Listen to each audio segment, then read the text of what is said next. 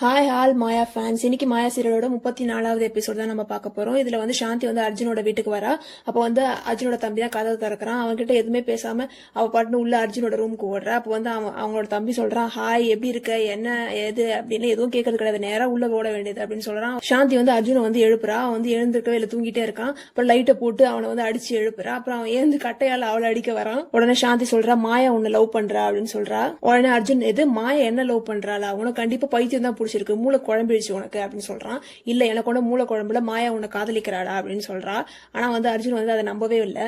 அதுக்கு சாந்தி சொல்றா, நான் ரொம்ப சீரியஸா பேசிட்டு இருக்கேன், மாயா உன்னை காதலிக்கிறா அப்படின்னு சொல்றான். உடனே அர்ஜுன் சொல்றான், எனக்கு சுயபுத்தி ரொம்ப அதிகம், அதனால அதெல்லாம் நான் நம்ப மாட்டேன், உனக்கு மூளை குழம்பிடுச்சு அப்படின்னு சொல்றான். சாந்தி சொல்றா, டின்னர்ல அவ உன்னை பத்தி மட்டும் தானே பேசிட்டு இருக்கா, உனக்கு என்ன பிடிக்கும் என்ன பிடிக்காது, நீ என்ன விரும்புவ என்ன விரும்ப மாட்டேன், உனக்கு என்ன ட்ரெஸ் பிடிக்கும் பிடிக்காது அப்படின்னு சொல்லிட்டு அர்ஜுனை பாக்குறா. அர்ஜுன் வந்து அப்படியே தூங்கிட்டு இருக்கான். அவனை தட்டி எழுப்புறா. நான் உங்ககிட்ட தானடா பேசிட்டு இருக்கேன் அப்படின்னு சொல்றா. நான் இப்ப என்ன சொன்னேன் அப்படின்னு கேக்குறா.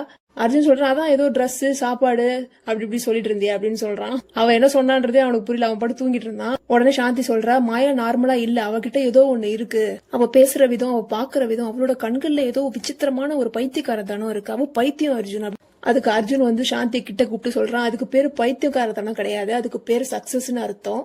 இந்த சின்ன வயசுலயே அவ இவ்வளவு சக்சஸா இருக்கான்னா அவளுக்கு அந்த யூனிக்னஸ் தான் காரணம். அவ எல்லாரோட கொஞ்சம் வித்தியாசமா இருக்கா. இந்த உலகத்தோட பார்வையில எந்த மனுஷனும் வித்தியாசமா இருந்தா அவனோட தனித்துவத்தை யாரும் புரிஞ்சுக்கிறது இல்ல அப்படின்னு சொல்லி மாயா வந்து புகழ்ந்து பேசுறான். அதுக்கு சாந்தி சொல்றான், இல்லடா அவ டின்னர் டேபிள்ல உட்காந்து உன்னை பத்தி மட்டும்தான் பேசிட்டு இருக்கா அப்படின்னு சொல்றா.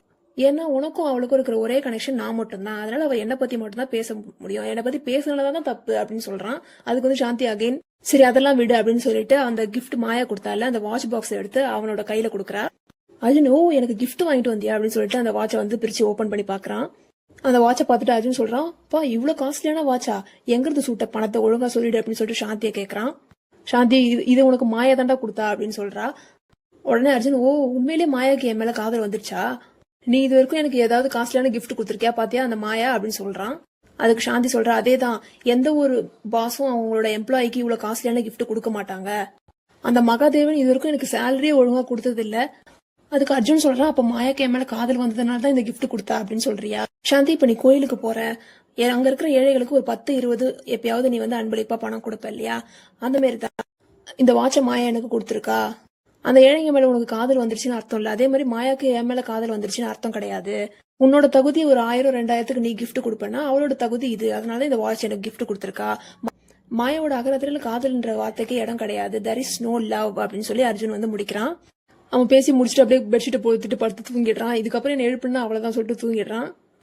சாந்தி அப்படியே சோகமா யோசிச்சுட்டே அந்த ரூம் விட்டு வெளியே வர. அப்ப வந்து அர்ஜுனோட அம்மா வந்து சாந்தியை பாக்குறாங்க. அவ எதுவும் பேசாம அங்கிருந்து போயிடுறா. அப்படியே அங்கிருந்து கட் பண்ணி மாயாவோட வீட்டுல தான் காட்டுறாங்க. மாயா பெயிண்ட் பண்ணி வச்சிருந்தால அந்த டிராயிங்கை பார்த்து அர்ஜுன் கிட்ட போய் பேசுறா. உனக்கு ஒண்ணு தெரியுமா அர்ஜுன், சாந்தி வந்து ரொம்ப cute, she so cute and ரொம்ப புத்திசாலியும் கூட. நான் எதுவும் சொல்லாமலே நான் என்ன சொல்ல வரேன்றத அவ ரொம்ப ஈஸியா புரிஞ்சுக்கிட்டா. ஆனா நீ எங்க அவ பேச்ச கேட்க போற, என் வாயால அதை சொல்லி உன் காதல நீ கேட்கற வரைக்கும் நீ அதை நம்ப போறது கிடையாது, இன்னும் கொஞ்ச காலம் காத்துரு, நானே என் வாயால வந்து அந்த விஷயத்த உங்ககிட்ட சொல்றேன் அப்படின்னு சொல்லிட்டு அந்த பெயிண்டிங் பிரஷ் வச்சு அவ வரைஞ்ச பெயிண்டிங்ல வந்து மாயா அப்படின்னு சொல்லிட்டு ரெட் கலர்ல எழுதுறா. அப்படியே அங்க இருந்து கட் பண்ணி அர்ஜுனோட வீட்டுல தான் காட்டுறாங்க. அர்ஜுன் வந்து தூங்கிட்டு இருக்கான் இல்லையா. அப்ப வந்து அவன் திரும்பி படுக்கும்போது அவனோட சின் வந்து அந்த வாட்ச் பாக்ஸ்ல இடிக்குது. அப்போ கண்ணை திறந்து பார்த்து அந்த வாட்சை பாக்குறான். அந்த வாட்ச் பாக்ஸ்ல வந்து யுவர் டைம் ஹஸ் கம் அப்படின்னு எழுதிருக்கு. அதை பார்த்து ஸ்மைல் பண்ணிட்டு அவனோட மொபைல் கையில் எடுக்கிறான். Thank you for the gift, watch ரொம்ப நல்லா இருக்கு அப்படின்னு சொல்லிட்டு மெசேஜ் டைப் பண்ணி மாயாக்கு சென்ட் பண்றான். இங்க மாயாவை காட்டுறாங்க. மாயா வந்து கண்ணாடி பாட்டில்லாம் அடுக்கி வச்சுட்டு அதுக்குள்ள வந்து கலர் பவுடர் எல்லாம் கொட்டி ஏதோ பண்ணிட்டு இருக்கா. அவளுக்கு நோட்டிபிகேஷன் வந்ததும் அந்த மெசேஜை பார்த்துட்டு அப்படியே ஸ்மைல் பண்றா. அவ பதிலுக்கு ரிப்ளை பண்றா, இதை நானே போய் வாங்கினேன் அப்படின்னு சொல்லிட்டு ரிப்ளை பண்றா. அதுக்கு அர்ஜுன் தேங்க்யூ, ஃபீலிங் ஸ்பெஷல் அப்படின்னு சொல்றான். மறுபடியும் மாயா வந்து ஏதோ ஒரு மெசேஜ் டைப் பண்றா, யூ ஆர் அப்படின்னு சொல்லிட்டு.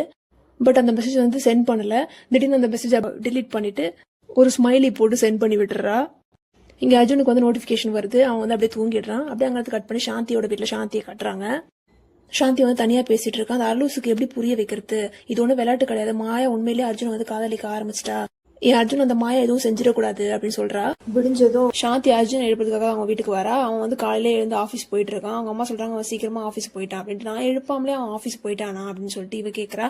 ஆமா இன்னைக்கு சீக்கிரமா போயிட்டான், மாயாவை பார்க்க போயிருப்பான் போல அப்படின்னு அவங்க அம்மா சொல்லவே இவ சொல்றா, ஆமா மாயா வந்து ஆபீஸ்ல நிறைய வேலை இருந்திருக்கும், அதனால சீக்கிரமா வர சொல்லியிருப்பா, அங்கதான் போயிருப்பான் அப்படின்னு சொல்றா சாந்தி. அதுக்கு அவங்க அம்மா சொல்றாங்க, எப்படி எதுவுமே நடக்காத மாதிரி உன்னால நடிக்க முடியுது, நேத்து உன்கிட்ட ஹாஷா பேசிட்டு அதுக்கப்புறம் டின்னருக்கு கூப்பிட்ட அதே மாயாவை தான் அவன் பார்க்க போயிருப்பான். அவனுக்கு சோலோ போட்டோ ஷூட் கொடுத்த அதே மாயாவை தான் அவன் பார்க்க போயிருப்பான். அது மட்டும் இல்லாம காஸ்ட்லியான வாட்ச் கொடுத்த அதே மாயாவை தான் அவன் பார்க்க போயிருப்பான் அப்படின்னு சொல்றாங்க. அப்படியே அங்கிருந்து கட் பண்ணி ஆபீஸ்ல மாயாவை காட்டுறாங்க. மாயா வந்து ஆபீஸ்ல விநாயகரை வந்து கும்பிட்டுட்டு இருக்கா.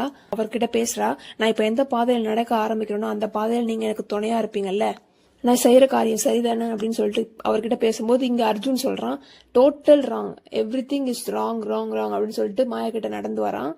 எந்த காரணத்தை கொண்டு நான் இதை ஒத்துக்கவே மாட்டேன். நான் எவ்வளவு சீக்கிரமா வந்தாலும் எனக்கு முன்னாடி வந்து நீங்க இங்க உட்காந்துப்பீங்களா?